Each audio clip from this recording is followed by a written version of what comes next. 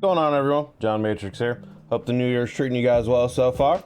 Having a pretty good new year so far. Been a little busy, but you know, it's how things happen at the start of the year. But today we're going to check out a video from a content creator called the Sandman of Terra. This showed up on my YouTube feed a couple days ago. The title of the video is "The Oldest and Most Powerful Space Marine in the Imperium." And so I have no idea who he's talking about or who this person could be, so I'm pretty curious who exactly is the oldest and most powerful space marine in the Imperium. So I figured we'd check this out and see what this is all about. So we got some Warhammer 40K lore. I'll have the link to this video and to the Sandman of Terra's channel down below in the description. So if you want to check out his content, check out his channel, feel free to do so, and go over and give this video, you know, a like, you know, help the brother out.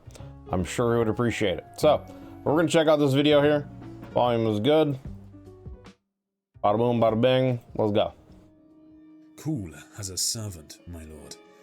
A Primaris marine of unusual ability. Oh, so we're going to the Primaris stuff, Alpha huh? Primus. I read your report. Alpha Primus, is what this? Do you think?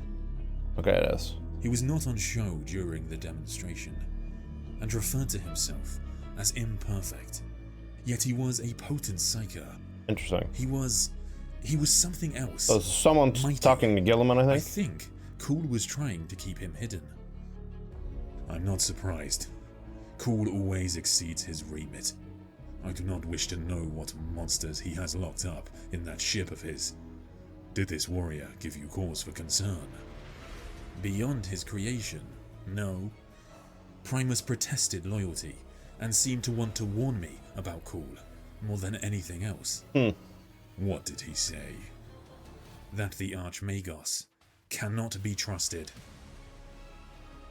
Dun dun dun. To each of his sons, the Emperor of Mankind gave some of his gifts, or made them especially strong in one area. For example, Corvus Corax can be unseen if he so wishes. Magnus the Red has incredible psychic talent, and Rabute Gilliman is the ultimate Excel power user. Occasionally, their sons can inherit these unique strengths and abilities, and this led to the legions becoming specialized or developing unique ways of war. Now some have wondered, hey, what would it be like if we took all of those abilities and put them into one space marine? Right. This is of course a childish notion.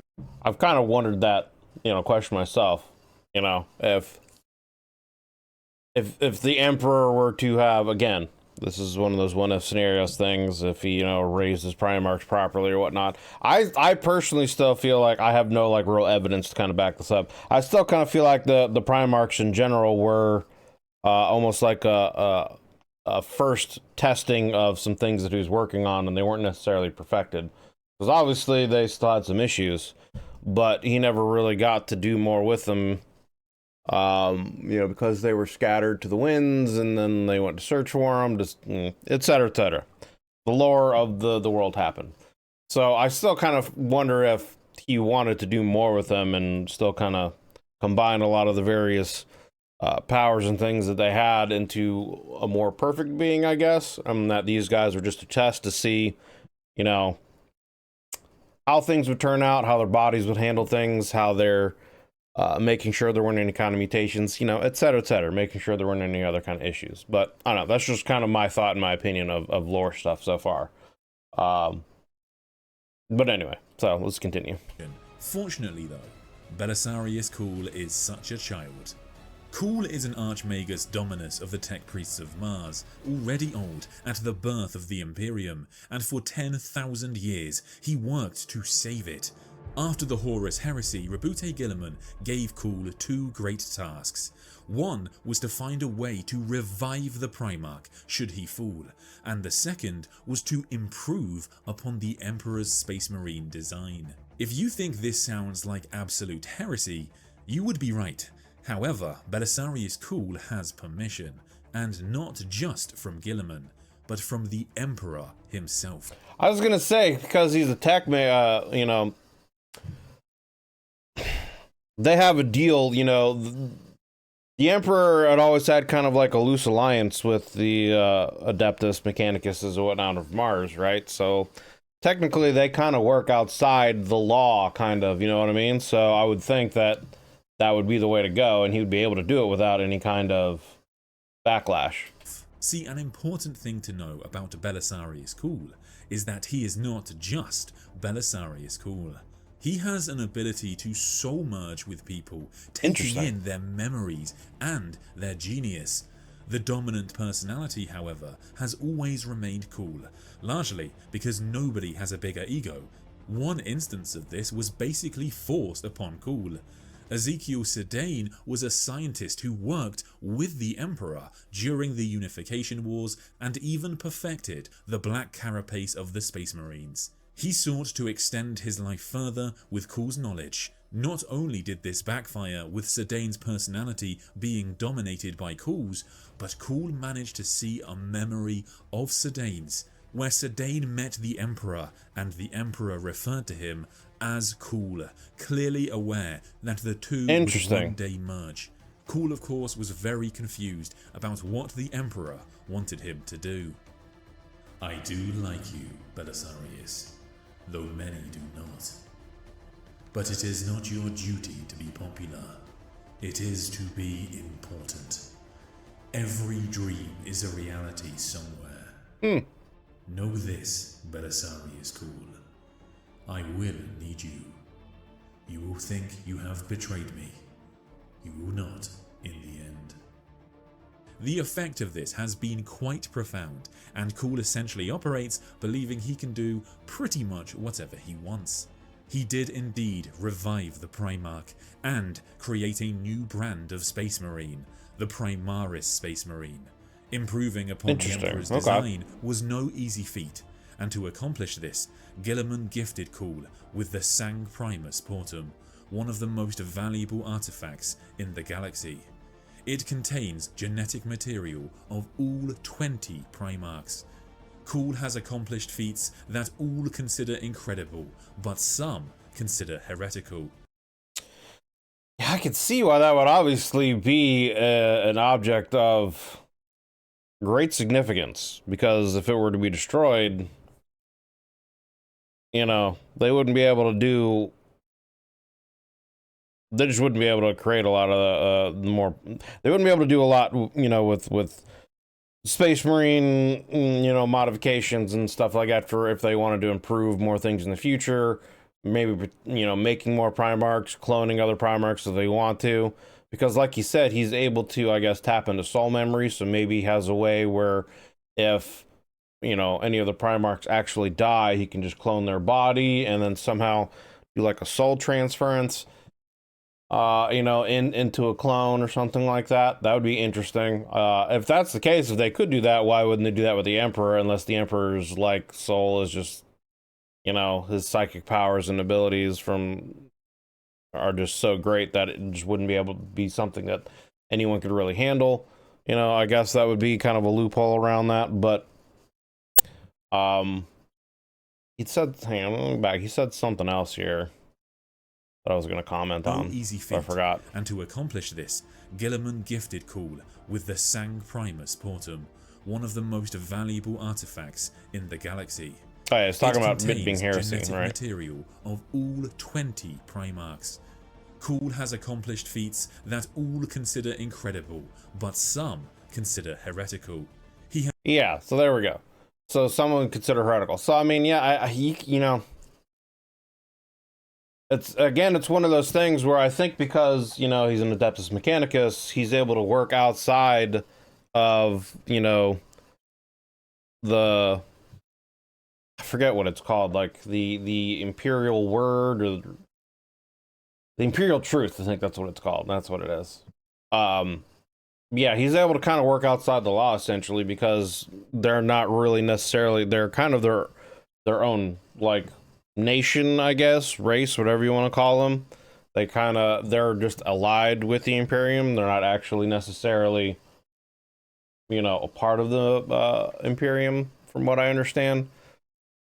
So, but it's interesting, you know, like, again, it's one of those ironies of the 40K universe where, you know, messing around with technology from the past or whatever is considered heretical because they're afraid they're gonna, you know, do some things to trigger some AI stuff or whatever. But I guess because it's not coming necessarily from the Emperor himself, but you would, I don't know. It's just one of those things where, I guess, yeah, because it's not necessarily from the Emperor himself doing it, that it would be just considered heretical, essentially. Instead, and that it couldn't necessarily be improved. If it's not done and improved by the Emperor himself or sanctioned by the Emperor himself, then, yeah, it's considered a corruption. But it's also interesting that I guess Guilliman has given him the okay to do this, and I guess is supporting him. So I wonder, because like Guilliman actually, you know, knows the Emperor, knows what the Emperor's goals and wants and things were. So I would bet he would know that he would want these things to be improved more. And yeah, I don't know. Just my brain's kind of going, and my ADD brain is going in a bunch of different directions with a bunch of different thoughts on what you know, the different paths that this could go down and whatnot. But anyway, let's continue with the video. He has created chapters like the Sons of the Phoenix, the worst cover for a loyalist chapter made from traitor Geneseed that we've ever seen. He has a pet Cryptek with whom he plays regicide with. He even has an abominable approximation of Rabute Guilliman's mind, which he uses to run ideas past. But his most outrageous work is undoubtedly Alpha Primus. Before we get onto him, however, as a devout servant of the Omnissiah, Cawl would be very fond of today's video sponsor, Starforged, and especially this Thurible, which is inspired by the ones carried by the adepts of the Adeptus Mechanicus. This Thurible is a classic example of how the cult Mechanicus is founded on dogma, and any true understanding of its many practices like an incense burner long since vanished. Unlike Cawl, many have lost the ability to innovate. Instead, should the machines of the Imperium break down, adepts will often seek to appease intractable machine spirits. Even the simple process of activating an engine is preceded by the application of ritual oils and the burning of sacred resins whilst chanting long and complex hymns. You can grab a Thurible from the Starforged website. Starforged make products licensed by Games Workshop. There's a link in my description which will also give you an 8% discount, including on the Christmas and New Year lucky bags. Available while stocks there you go. last. Check out the stuff if you're interested. I hurt. Everywhere. My dreams are black. My soul is shackled by another man's ideal. I see more and know more than any human being ever should. In creating me, Cawl tried to match the Emperor's achievements. It did not work. I pay for his arrogance every second of every day. I tell you, because you should know that the Archmagus Dominus's talents are not infinite. I am your prototype, and living evidence of his overreach. As his name suggests, officially Alpha Primus is just the first Primaris Marine, who serves in no chapter but in Belisarius Cawl's retinue. However, now we know him to be much more than Cawl has previously revealed. Primus is not a very beautiful creation. He is huge, even compared to other Primaris Marines.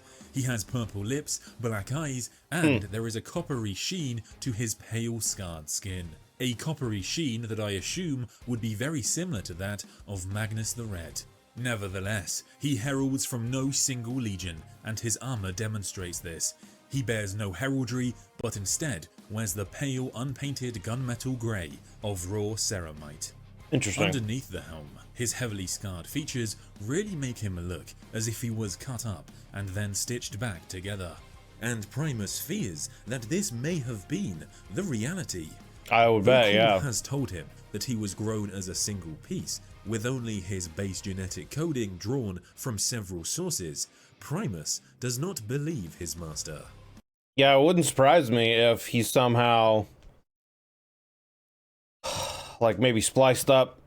I don't know if he actually took, like, people who were actually alive, or maybe if they were other Space Marines who had died or been in critical condition or something like that and were dying. and so he took them and kind of, did some kind of crazy surgery and combined them into one being, and somehow, some way, combined them together and created this kind of ultimate marine. That wouldn't surprise me at all. But from several sources, Primus does not believe his master. But whatever the manner of his creation, he is undeniably impressive. Whilst his strength level will most likely not be a match for any of the sons of the Emperor, I would think he would be somewhat comparable to the Custodians. That's what I was gonna say. I would assume that, like,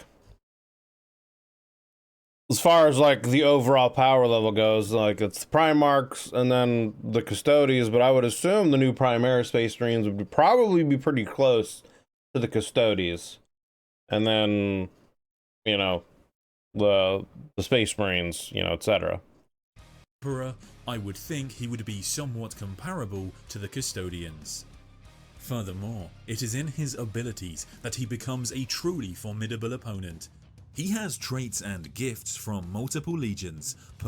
And also just thinking about it now, if this guy Cawl can transfer memories, like soul memories from other beings, wouldn't he then also be able to take like the experiences from multiple Space Marines, like their collective experience, knowledge of combat, enemies, battles they've been in, etc., just their in general knowledge, from multiple Space Marines, maybe even multiple Primarchs, and combine them together, so like this one person would have like a crazy amount of just in general battle experience, along with the new genetic makeup and overall more physically capable body. I would think that would be a thing too, Formidable opponent. He has traits and gifts from multiple legions, perhaps even all of them. For example, not only does his skin resemble that of Magnus the Red, but when Fabius Bile meets Primus, the spider can smell the seed of the Cyclops, and it is clear that Primus has some sort of chimeric gene seed. Traits from the Thousand Sons were very important, for Cawl desired a powerful psyker. Not only does Primus act as Cawl's personal enforcer, but his powers of premonition are very useful to the Archmagos. And so I would also wonder, if he's created a soldier this powerful, how is he like controlling him, keeping him a servant, etc. I would think this guy would want to be, freed to go out and fight and serve the Emperor however he could. Maybe that's how he feels like he best could, is by staying with Cawl. Maybe because he is this kind of, amalgamation, this created being that is not necessarily created by the Emperor. He's afraid, or potentially could just be hunted down by other Astartes and Space Marines as some kind of mutant and want to be destroyed, so he just stays by Cawl's side, hidden, etc. With only him and like Guilliman really knowing about it. I don't know. But I wonder also, like, how, if Cawl has created this great being that is on the level of a Custodes, somewhere near that level, how would he be able to essentially control him, and this guy not just, be able to run off and do whatever he wants to, essentially. But his powers of premonition are very useful to the Archmagos, and on multiple occasions he has warned Cawl of incoming threats and rivals. Primus has an air of great potency about him. This even sets and looking like Space Sub-Zero Marines on guard when they're near him. However, at the same time, he is able to naturally mask his psychic talent. Even a Space Marine librarian is shocked by the fact that he couldn't sense Primus's ability. The Emperor gave the Space Marines many gifts. I was given more than most. Given his myriad of gifts, arguably, Primus resembles the Emperor far more than any other Space Marine, or potentially even Primarch. We actually get insight into his thoughts on the Master of Mankind when Messinius of the White Consuls asks Primus about Cawl's motivations. The salvation of mankind. But Cawl is not infallible. He believes he is, But he is not. He sees himself as the instrument of his god. Well, I mean, yeah, if you had at some point in time, if you had some kind of, I don't know, I guess, I don't know if it's vision, some kind of moment where you actually would meet the Emperor through a memory or a vision or whatever, and the Emperor calls you by your actual name and not the name of someone else, and tells you that you're, you know, everyone and everything around you is going to deem you a heretic and is going to say that you betrayed me, but I'm telling you that you will have not betrayed me in the end. I know that I would act with this, with like an arrogance and an air of, yeah, I can basically do whatever the fuck I want because the man just said whatever I do, it's gonna be in his best interests. So of course he's gonna act that way. I would act that way. I think that would only be logical. Like, yeah, man, you know, I'm doing all these experiments. This is the Emperor's will. The man told me so himself. He's like, dude, do it. You know, go ahead. And then you got Gilliman that's giving me the approval, and Gilliman's basically, you know, the next best thing that they have to the Emperor right now? Yeah. But he is not. He sees himself as the instrument of his god, the Omniscire, your Emperor. You know, I see so much when I look beyond this crude reality. I see him burning in the fire of his beacon, eternally writhing in pain. Gods do not suffer, so he cannot be a god. There you go, there's that is too. my understanding of it. Ergo, Cawl's basic understanding of the universe is flawed, and that means he is wrong. Or maybe it is I who am wrong. Perhaps he could not see the truth and remain unchanged either. Perhaps he is divine. What does it matter? So Primus was able to look at the Master of Mankind and not be awestruck. However, new evidence suggests that when Alpha Primus looked at the Emperor looked back. Look back, man. We find this out when Alpha Primus dreams, where it appears he is able to astral project, and the relentless energies of the warp batter his soul as it drifts on the winds. It's incredibly painful, and he sees horrific visions, but most disturbingly, far away, great and terrible intelligences, most likely the Chaos Gods themselves, are becoming aware of him. Right, and yeah. he feels them turn their gaze and move towards him. However, So I wonder how powerful of a psyker he really is then in comparison to other people out there. Because I mean, like, if he's able to mask his psychic abilities from other librarians, you know, it just makes you wonder, like, on what level is he? I wouldn't necessarily think he would be as powerful a psyker as Magnus, but he does have skin color similar to him. So I would assume that means, you know, that those genetic traits are pretty dominant in him, considering that he is a powerful psyker. And if he's able to essentially have psychic dreams where, you know, he can sense the Chaos God's gaze coming at him and potentially, I guess, meet the Emperor in these psychic dreams, like, as far as I know, I haven't heard of anyone else talk, you know, about things like that, and maybe not even the Primarch. So it's like, how powerful is this guy psychically then in comparison to other members of the Imperium? You know, other Primarchs and other, you know, like some of the Grey Knights and stuff like that, you know, because it sounds like he's pretty powerful. Obviously not on the level of the Emperor, but pretty up there. and he feels them turn their gaze and move towards him. However, a golden presence swoops in to his aid. A great two-headed eagle of golden light screams in defiance.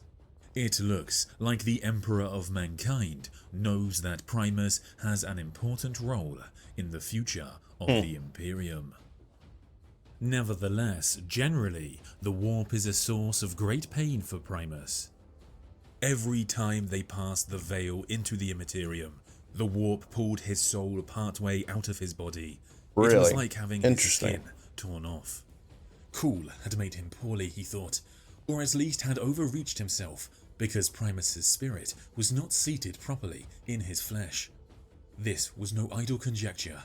He could see the misalignment with his witch sight as a smeared rainbow aura around his limbs and a ghostly doubling of his fingers if he held them up to his face.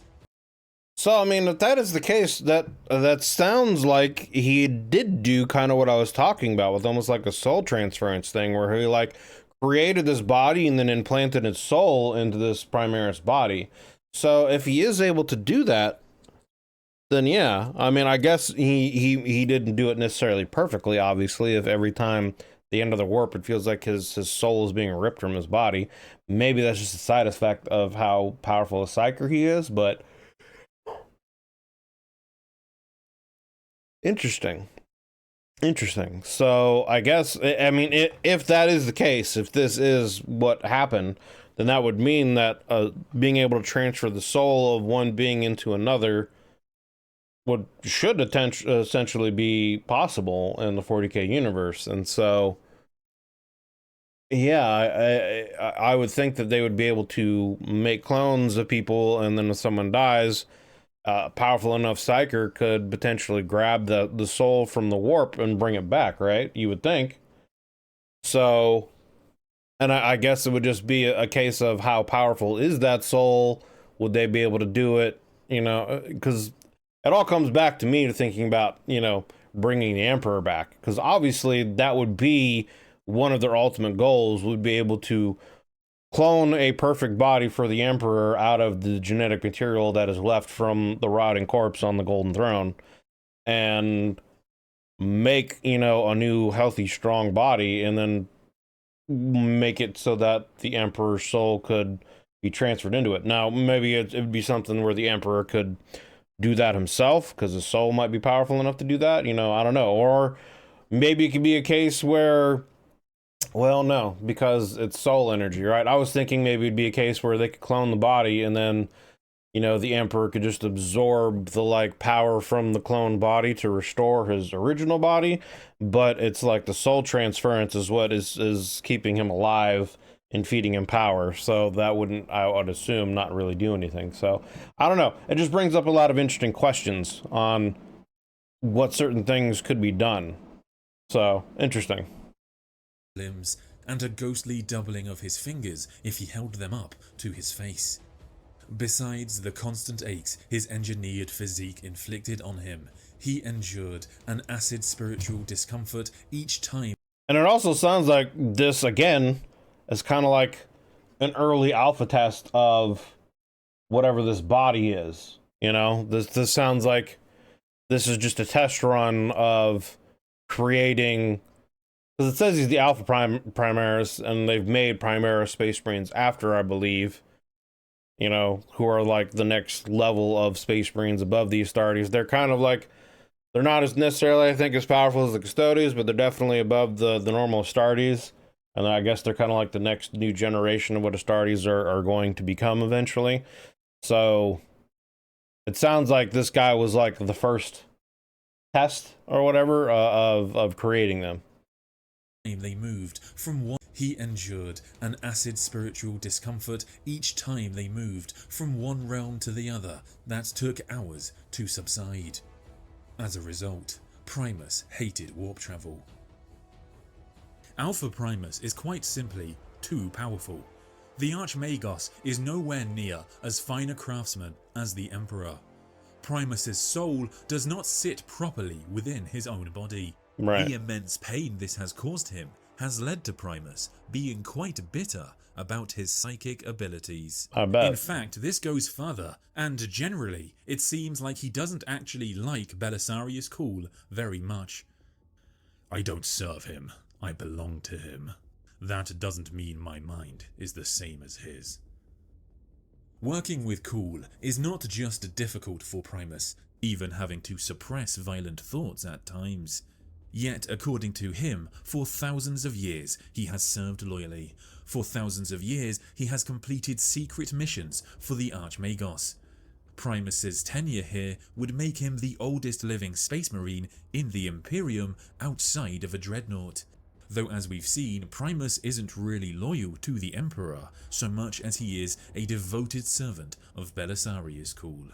Being such a unique Astarte, the making of Alpha Primus was no simple process, and we do get insight into how difficult it was for Cawl to create him. Primus drew in his consciousness, preventing it from dilution in the raw soul stuff of the Imperium.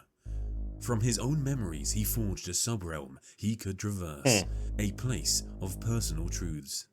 So it was, Primus opened his eyes upon a hell of his own making, and yet it was a safer hell than the one it hid.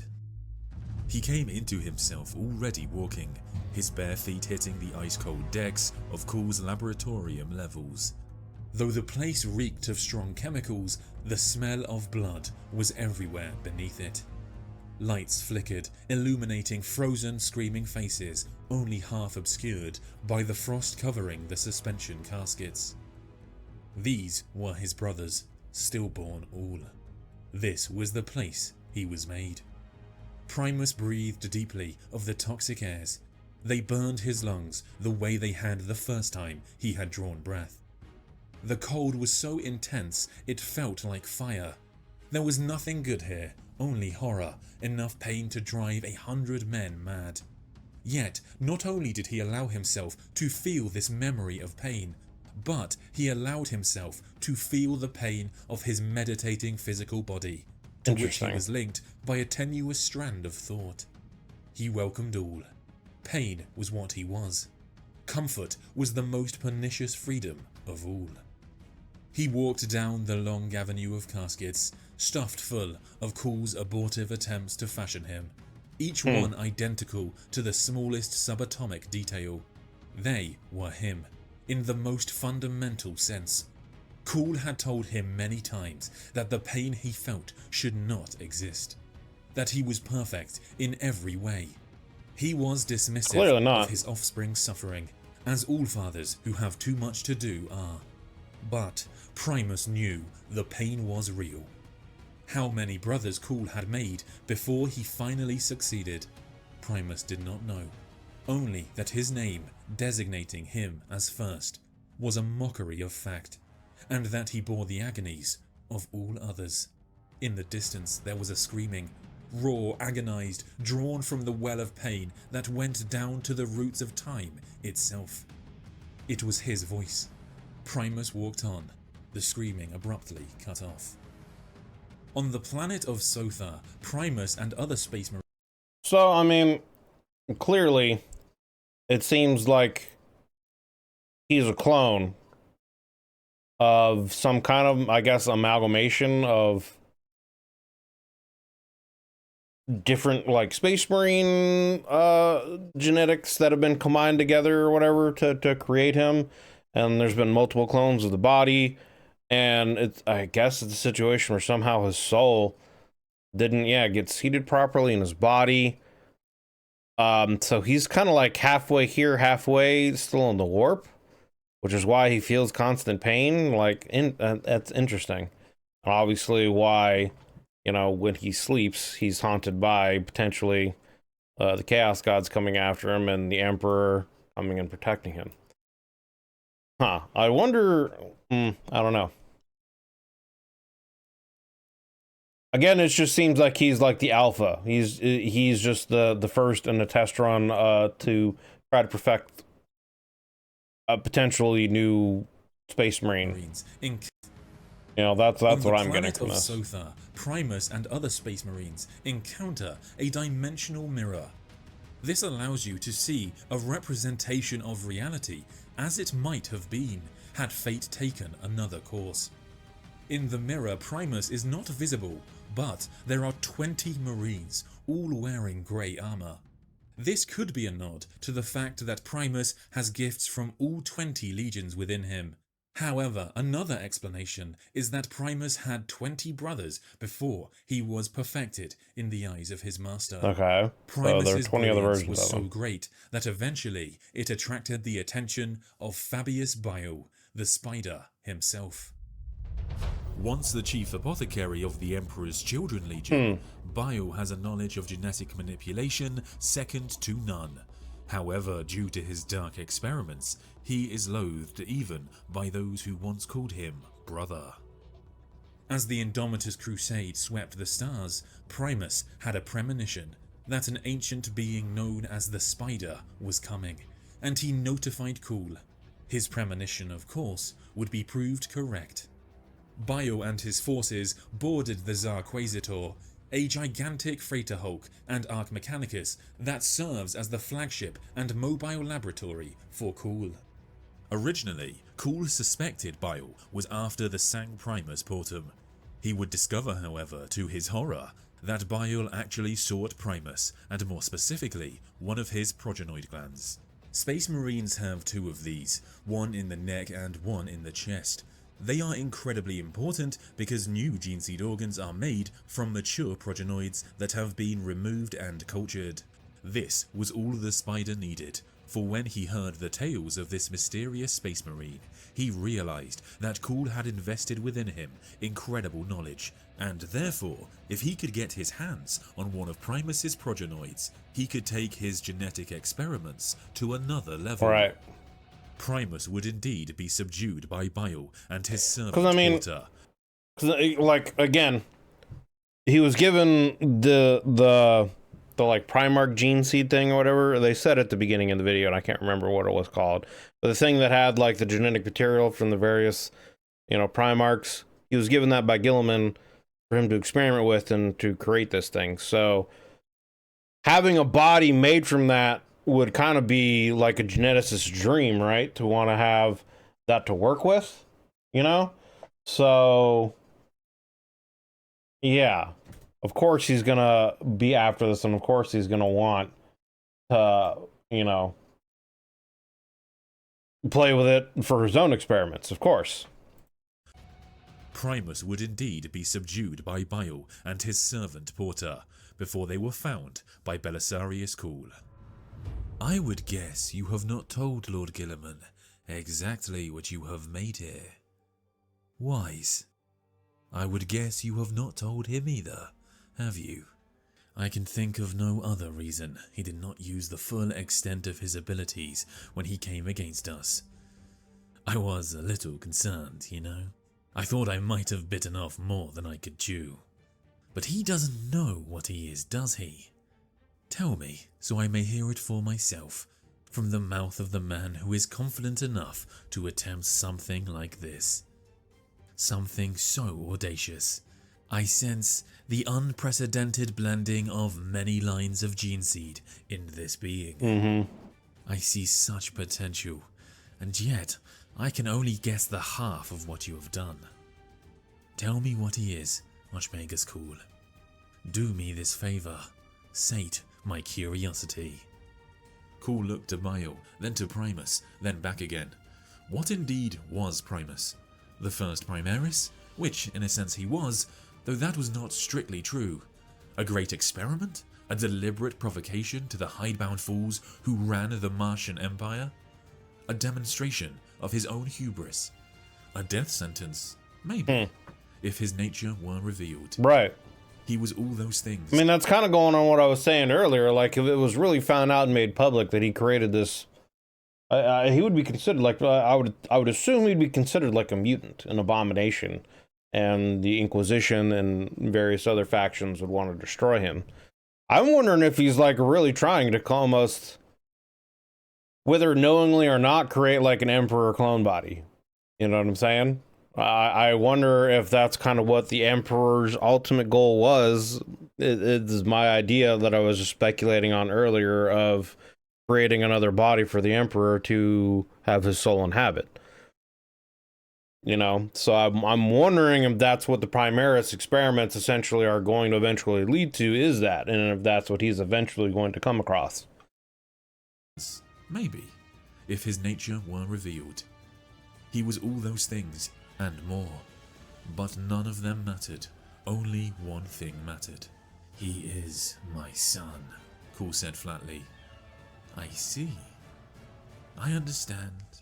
I too have affection for my creations, My progeny, almost. I don't think you understand. He is not something whose elements were culled from whatever debased source I could get my hands on. He is far more.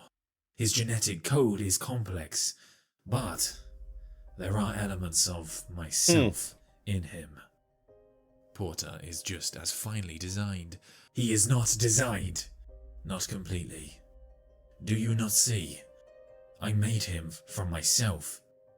In his gene code, I live on. I nurtured him. I love him. Interesting. He is my son. Primus is far more powerful than even he knows. And now we know that this creation literally includes the Archmagus's own DNA. Intriguingly, whilst Bile is relatively dismissive of the Primaris design generally, he is actually impressed with Primus. The spider doesn't I would assume so, yeah. When he has the chance. I would rather burn a dozen worlds than destroy so exquisite a masterpiece as your Alpha Primus. As for you, our goals are the same, though you do not admit it.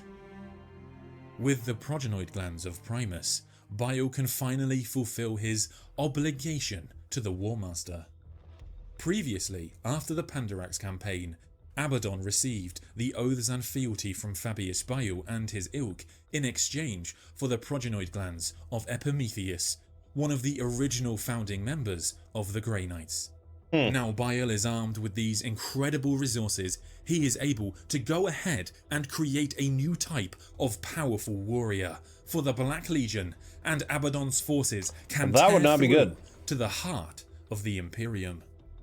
The Clone Father will be very happy to get the War Master off his back. However, afterwards he has further ideas and plans to delve deeper into the mysteries within Primus.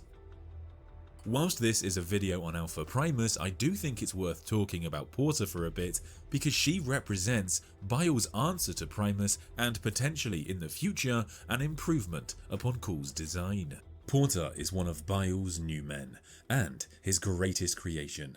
Bile is in such awe of her that he even imagines his death may come at her hands. He thinks back to an ancient Terran adage about the young devouring the old. To Bile, this is almost an inevitability, and he welcomes it. Whilst some may dismiss her upon her appearance, she is gloriously powerful, and her rise and his demise would be his ultimate success. But for now, she is his protector and a hidden dagger. It was Porter who was able to engage Primus, almost a match for the gigantic Space Marine, allowing the spider to hit Primus with his stun darts.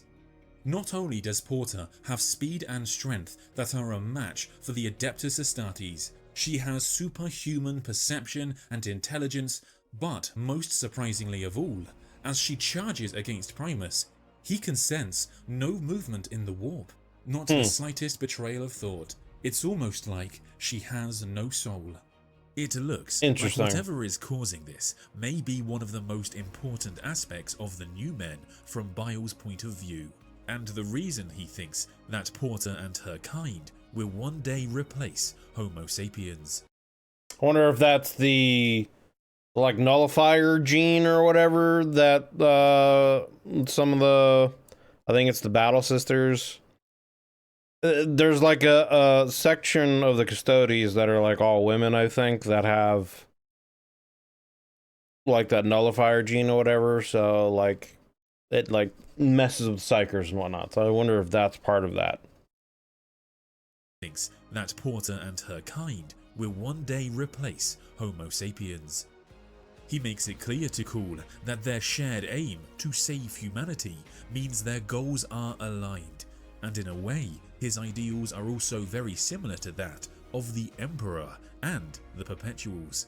For over thousands of years, they too sought to improve upon the human race. However, to Bile, the Space Marines are innately flawed, as all of the Primarchs and their sons are irredeemably touched by the warp. So something new is needed, and that something is his new men. And with the knowledge within Primus's progenoid glands, They could be a match for any within the Imperium, and Bile intends to go further, to create a leader for his new men, essentially creating a Primarch of his own. Since my reawakening, I have become aware of my new men again, and they have changed. You should see them, Cawl. They are perfect. They are resistant to the lure of the powers in the warp, physically mighty, invulnerable to age and disease. Their societies are egalitarian and just. All know their place and are satisfied to fulfill their role. I have seen what they have made of themselves. Interesting. And I am Greatest humbled. creations finish themselves. Now that the greatest creations must be like children, molded by their maker, but not finished. The greatest creations finish themselves. I have cloned every Primarch, Cawl. They have all failed. The first I made were mewling imbeciles, but I got better. I, like you, am still a believer in the ancient methods of discovery, and through observation and elimination refined my experiments. It got to the point that the last few I made were perfect copies in every way. So perfect, they had all the flaws of their original. So, I'm reading ahead of him talking here, but come to believe the Emperor's creations are redeemingly touched by the warp, even your beloved Lord and Master.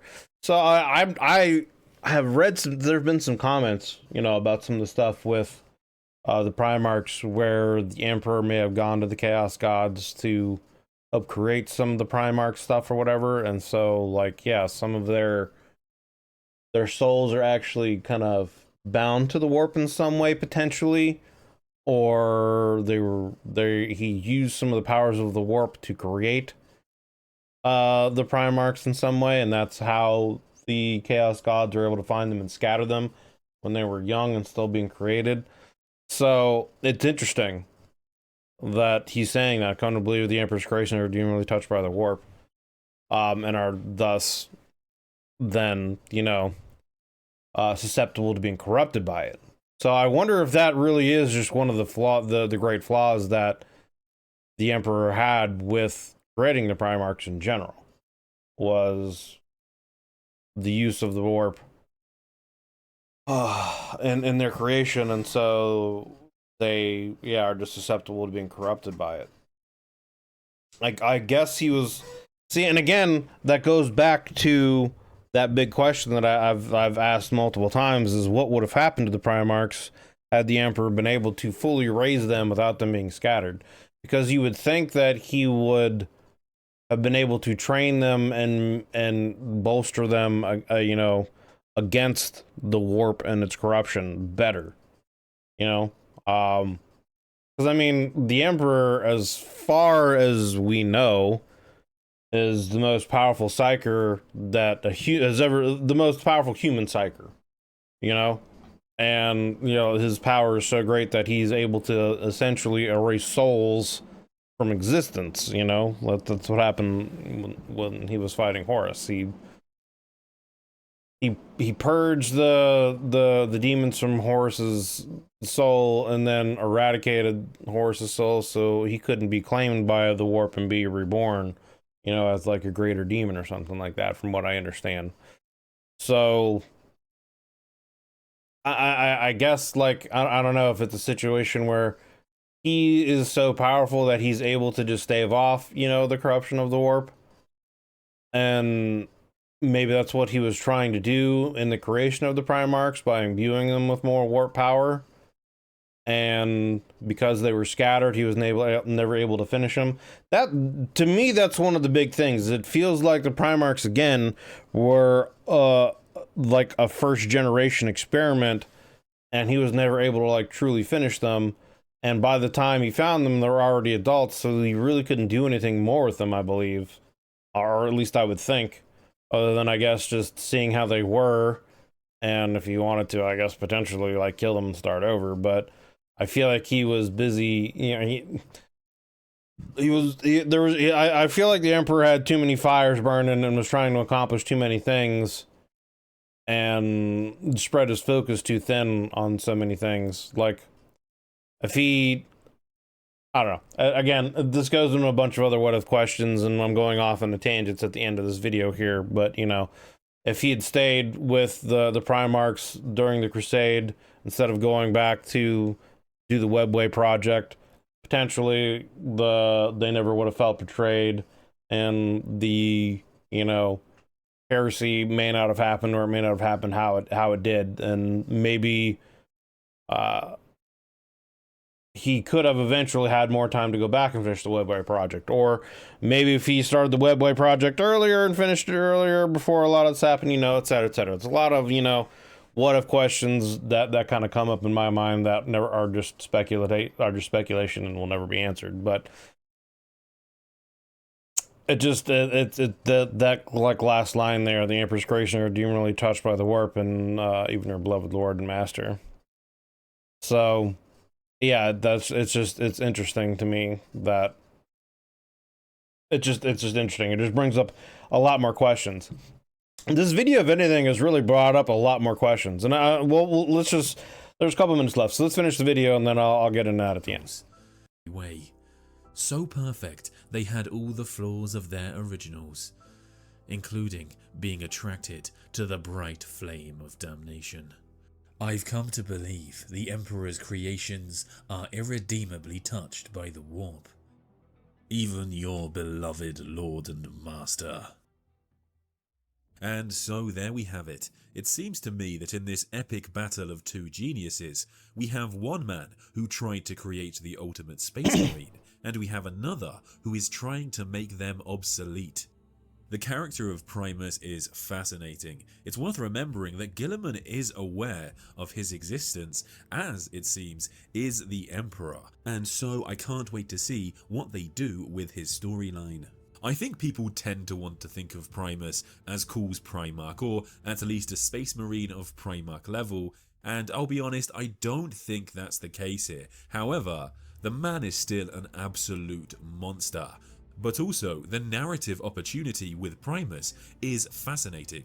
Not just his power level, but what other kinds of gifts does he have? Corvus's invisibility? Angron's empathy? Will he get some sort of red thirst Wolfen combo? Could we get some kind of insight into the abilities that the 2nd and 11th Primarchs had, for example? True. Let me know in the comments what you think of this character. What kinds of abilities do you think he'll have? What do you think they'll do with him in the coming books? And if you enjoyed this video, please do consider liking and subscribing and all of that good stuff. And if you really enjoyed the video, you can click the join button on the page below to get access to the Discord and more content. But thank you so much for watching, and I'll see you next time. All right, there we go. Good video. Good video. The oldest and most powerful space marine in the Imperium, 40K lore by the Sandman of Terra. Good video.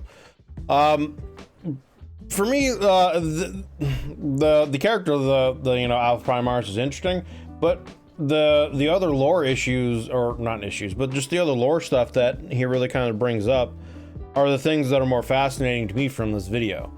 The idea of, you know, he's potentially an amalgamation of numerous, you know, maybe even an amalgamation of the Primarchs.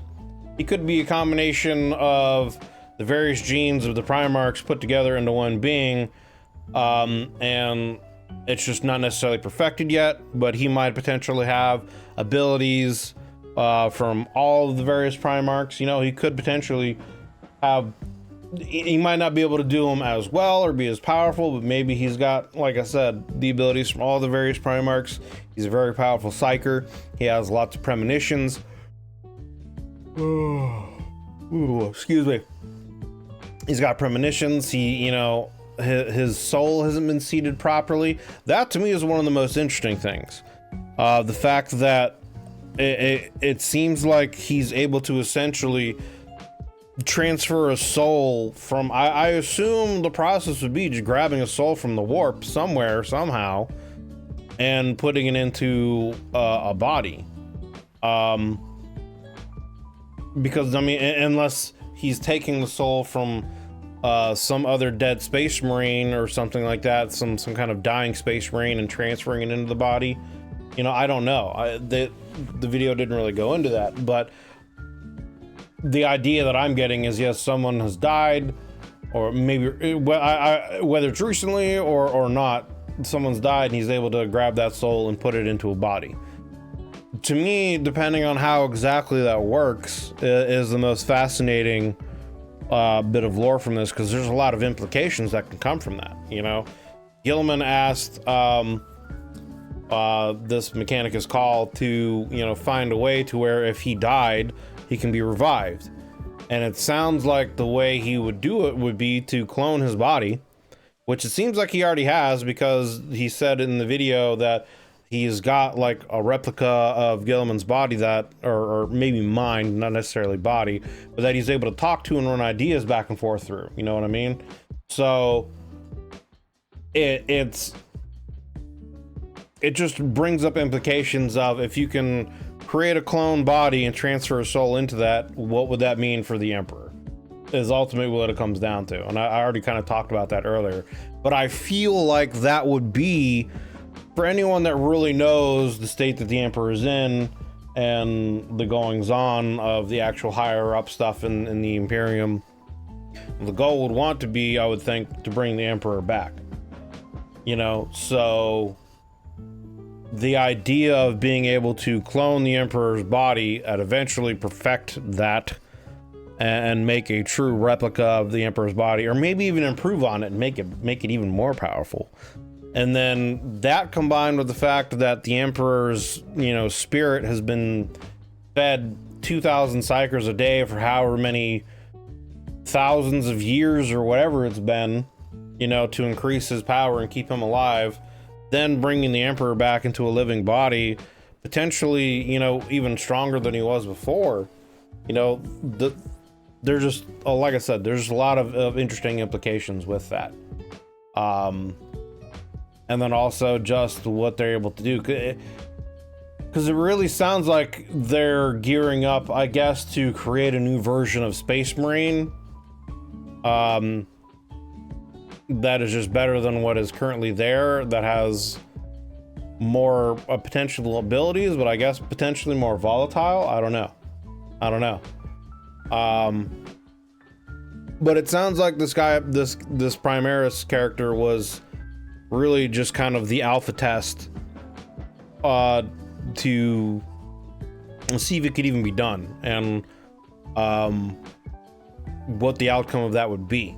Because I mean, obviously, like, even though he's got great abilities, you know, his body sounds like it's got some issues with it. There's, you know, it sounds like his body might have been an amalgamation of numerous bodies, because he's got scars and whatnot everywhere. He's got, you know, obvious traits from, it seems like, from all the Primarchs. He's got, you know, black eyes, like the dude from the Night Lords, Kern, I believe is his name. I think that's what his name was. I don't remember off the top of my head. There's some, I'm very bad with names, if you guys haven't figured it out yet. I'm very good at, like, seeing things and be like, hey, yeah, that's that guy. Like, if I see it, I would get the name. But, you know, just thinking of names themselves, I'm bad at that. Yeah, the Primarch of the Night Lords, he's got the black eyes like the Primarch of the Night Lords. He's got, you know, red skin like Magnus, you know, etc., etc. So it sounds like he's got kind of almost, you know, dominant traits from all the Primarchs.